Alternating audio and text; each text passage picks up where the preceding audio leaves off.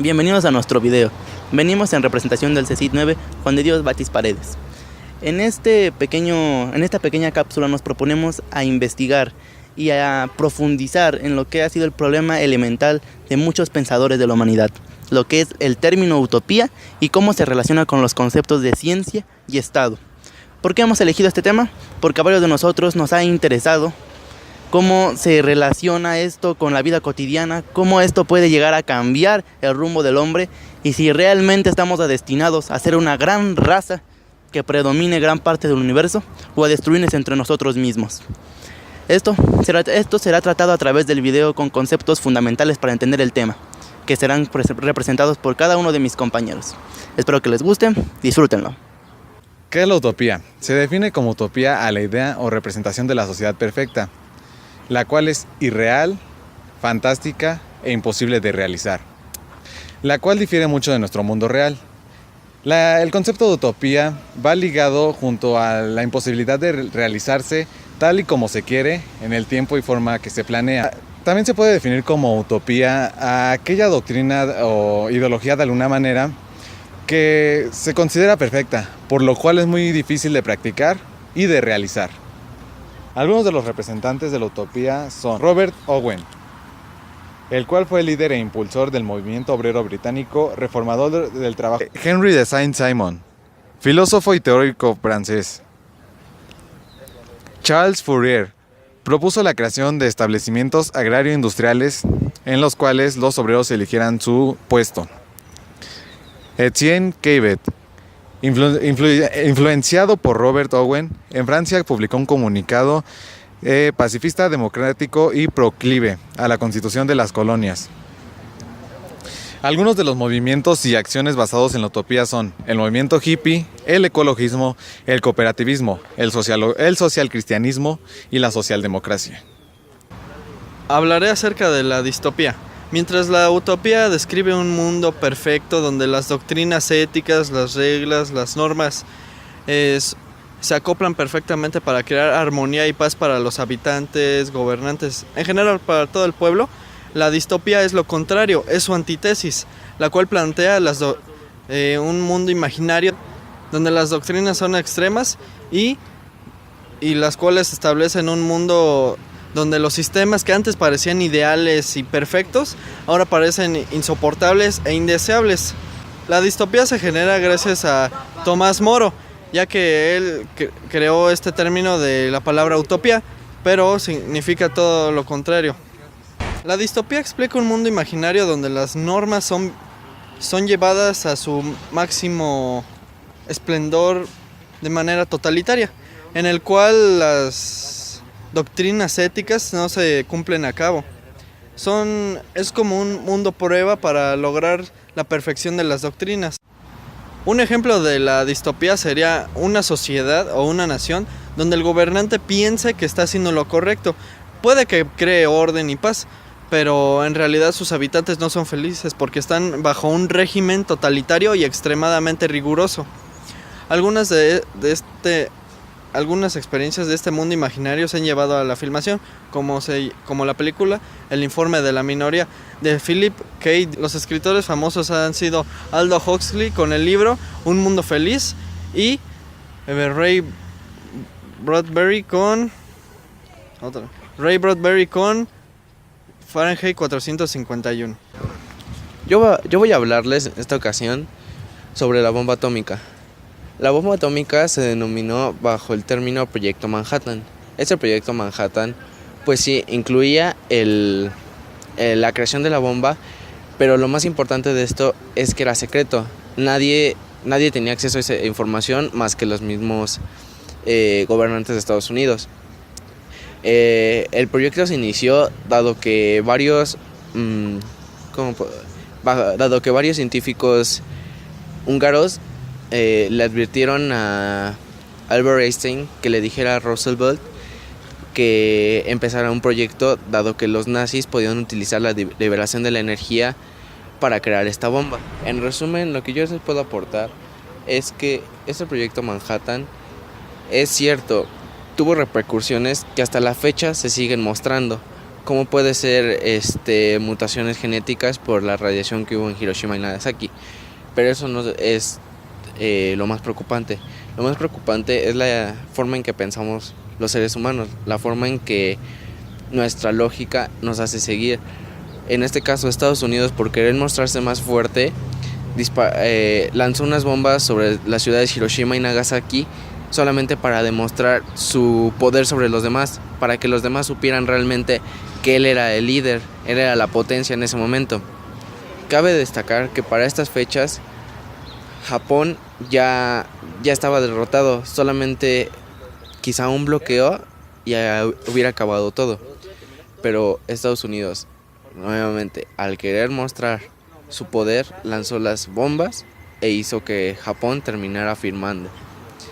Con lo cual acabó la guerra entre ellos y eso es todo. Dentro de este proyecto, los principales fueron científicos estadounidenses. Es cierto, estos científicos, algunos adquirieron la nacionalidad estadounidense, pero en realidad provenían de Austria-Hungría y de otros países de Europa que tuvieron que abandonar porque la Alemania nazi estaba tomando cierto potencial. El lanzar bombas atómicas realmente fue para que Estados Unidos mostrara su potencial, dado que Japón había atacado Pearl Harbor. Pearl Harbor era una base naval de Estados Unidos. El ataque a esta base naval solamente fue tomado como pretexto para que pudieran lanzar las bombas y así obligar a Japón a rendirse. Esto nos deja en claro cómo ciertos avances científicos pueden tomar un giro inesperado y ocuparse para el mal. Werner Karl Heisenberg nació en Alemania en 1901 y murió en Múnich en 1976. Fue un hijo de un profesor de humanidades. Se formó en la Universidad de Múnich y trabajó con Niels Bohr. También desempeñó cargos como profesor en la Universidad de Leipzig.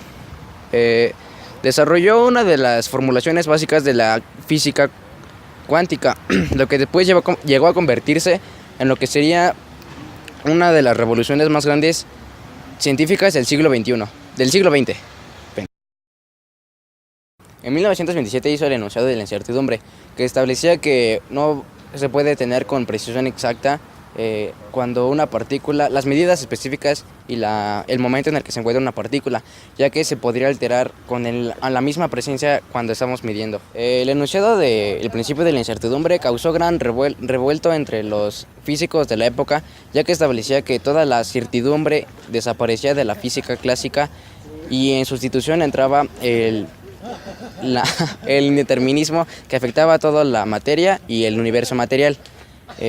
Heisenberg también fue autor de grandes contribuciones a la física, como lo son la teoría del ferromagnetismo, la teoría de la difusión y el estudio de las formas del hidrógeno. Nikolai Alexandrovich Berniev fue un filósofo ruso y escritor igualmente. Sus profundas convicciones religiosas, así como su oposición al autoritarismo, marcaron su obra y su vida. Su oposición al sistema y al medio familiar lo hicieron interesarse en la independencia y en la libertad, siendo estas sus bases fundamentales para la forma de ver al mundo.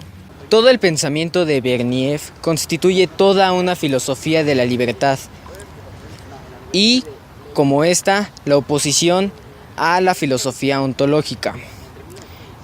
Cabe destacar, de igual manera, que su pensamiento es una de las cumbres del existencialismo cristiano. Nikolai Berniev. Interesante filosofía de la libertad. A continuación, daré una cita textual de su frase célebre y la mejor para mí, en mi opinión. Las utopías aparecen como bien más realizables ahora que lo que se creía en antaño. Y nos encontramos actualmente teniendo una cuestión, bien de otro modo, angustiosa: ¿cómo evitar su realización definitiva? Las utopías son realizables. La vida camina en pro de realizar utopías. Estamos en un siglo que apenas comienza, un siglo donde los intelectuales y la clase cultivada alientan a las medianas para evitar las utopías y volver a una sociedad no utópica, menos perfecta y menos libre.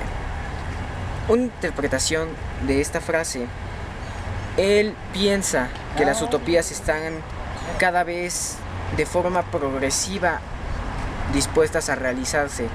En la actualidad podemos dar varios ejemplos, han pasado varias dictaduras en diversos países, pero él está en contra de ello y lo ve de un modo en el que tenemos que encontrar la forma de cómo evitarla.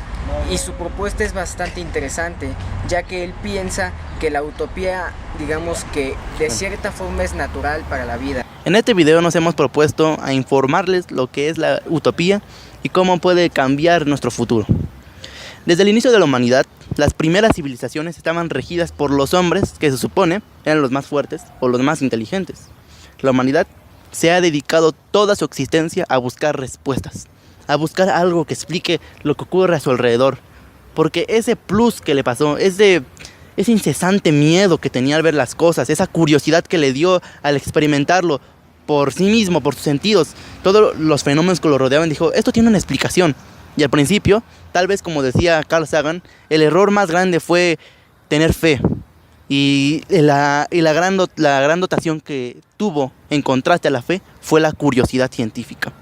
Entonces, dijimos que las gentes que dirigían lo que son las civilizaciones eran la gente inteligente, la gente con intelecto e información. Información es la palabra clave. Información igual a poder, porque la información es la que va a liderar a partir de las civilizaciones primitivas hasta nuestros tiempos, lo que la gente va a conocer, lo que la gente tiene que pensar y lo que la gente tiene que hacer. La utopía va relacionada a estos conceptos porque supone, como dijeron mis compañeros, la utopía es la perfección, la llegada a todo lo máximo, a que las personas puedan convivir en paz, a la síntesis perfecta del pensamiento. Bueno, y por eso nacen los famosos antiutopistas, escritores que se oponían a esta tan radical síntesis del pensamiento, porque decían, el pensamiento no se puede sintetizar, no puedes obligar a personas a que piensen igual, a que piensen de la misma manera, a que piensen que esto está bien, esto está mal. No, existe la subjetividad, existe la relatividad en la opinión y en el pensamiento, y eso es lo que hace variada a la humanidad, y eso es lo que hace a la humanidad que tenga descubrimientos y ciencia, porque ciertas personas con su curiosidad y su pensamiento divergente lograron establecer las bases del conocimiento. Se supone que este concepto nace con Thomas More en su libro Utopía, donde plasma las relaciones correctas y el mundo correcto que debe seguir la sociedad. Llega entonces, en unos tiempos más avanzados, quien es Herbert George Wells, escritor de La Guerra de los Mundos y El Hombre Invisible y La Máquina del Tiempo, entre sus obras principales. Él era aficionado a lo que era la ciencia ficción, y en varios de sus libros, él menciona que hay que usar el conocimiento en pro de la humanidad, y cómo su mala utilización tiene repercusiones negativas, desde que los científicos han querido usarlo desde manera egoísta hasta lo que es la destrucción del mundo. Pero él decía que la ciencia y la técnica era lo que nos iba a llevar a la perfección, que era lo que iba a ayudar al hombre a llegar a esa utopía. Entonces esas ideas son nombradas ideas wellesianas. Pero los utopeístas, principalmente lo que es Huxley, George Orwell, entre otros, son los que plantean una antítesis ante esas ideas. Porque se supone que estos personajes vivieron situaciones que les hicieron ver que no era real las ideas wellesianas, que las ideas wellesianas no tenían un sentido. La ciencia sí, nos va a ayudar a mejorar, pero la ciencia en su mala utilización en manos equivocadas puede llegarnos a lo que es la anti-utopía. Y le doy un resumen breve de 1984. Una civilización donde la gente es regida por el conocimiento que los grandes poderes, que es el partido, tiene en sus manos. Y ese conocimiento es distribuido a cuentagotas, se supone, a lo que ellos quieren que la gente conozca. Pero entonces llega Aldous Huxley, también con una tesis parecida a lo que es George Orwell. Se supone que la ciencia nos iba a ayudar a llegar más lejos, dice Huxley, pero la ciencia nos está ayudando también a retrasarnos. No lo dice literalmente, porque decir que la ciencia nos está retrasando es una contradicción y una barbaridad. Pero dice dice que la ciencia, el conocimiento se ha convertido en algo elitista, en algo que nada más está dispuesto para algunas personas y para ciertas clases. Él hace la tesis de que las personas en un futuro serán controladas por lo que es el sistema autoritario. Y este sistema autoritario lo van a plantear las personas que tienen la información y van a crear la sociedad a su molde, a su manera de ver las cosas y a su manera en perpetuarse totalmente al poder. Huxley entonces mantiene esa idea radical sobre lo que es la información en manos equivocadas, igual que todos los anteriores, pero con diferentes maestrías. Y entonces llega el año en la Segunda Guerra Mundial para demostrar esta tesis. Lamentablemente, uno de los más grandes científicos, Werner Heisenberg, iba a participar de manera activa, teorías, por supuesto, relativo, de manera activa en el nazismo. ¿Cómo iba a actuar? Con sus contribuciones científicas. Él, como lo planteó uno de mis compañeros, había descubierto y planteado ese principio de incertidumbre, algo maravilloso para la ciencia, para la física cuántica.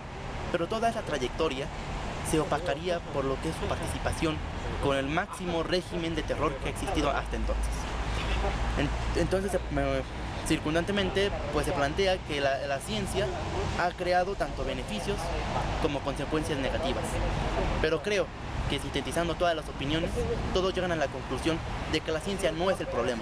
La ciencia ha fomentado al hombre a construir la sociedad actual, sino los hombres autoritarios, inteligentes, que lo han utilizado para el mal, es lo que ha llevado también a la humanidad a la decadencia.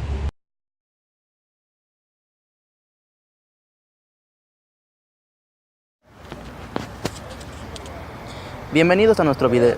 Puta madre.